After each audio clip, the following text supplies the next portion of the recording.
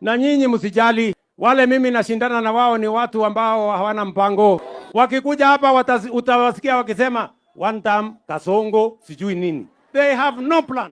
The former deputy president of the Republic of Kenya now is in trouble. Unaona watazamaji wangu, and don't try to swipe up this video. The president of the Republic of Kenya ameweza ku-expose the former deputy president of the Republic of Kenya na kikundi chake kwamba hawana ajira yoyote, hawana agenda, hawana mpango wowote hapa nchini Kenya.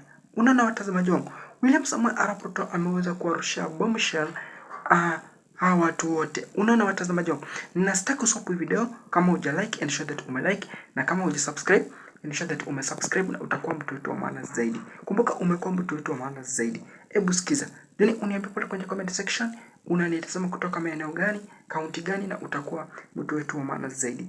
Hebu sikiza. Na nyinyi msijali, wale mimi nashindana na wao ni watu ambao hawana mpango, hawana sera, hawana agenda. Ama kwani hamjui? Hata wakikuja hapa mambo ya barabara hawajui, mambo ya stima hawajui, mambo ya maji hawana mpango, mambo ya hawa vijana they have no plan. Ama namna gani? Ni kweli ama si kweli?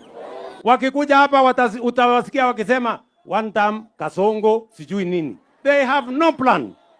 Mimi nataka niwaulize nyinyi watu wa Maraland, mimi nataka niwaulize, mkipima hiyo watu wako na agenda kweli? Mimi nataka niwaambie wale majamaa, ati ile akili kubwa wako naye ni ya ukabila na chuki, alafu inaishia kwa shares. Wewe katibu mkuu, jambo. Unalifahamu hili swala la kutoa exemption ya vifaa vya ujenzi wa meli hapa Mwanza?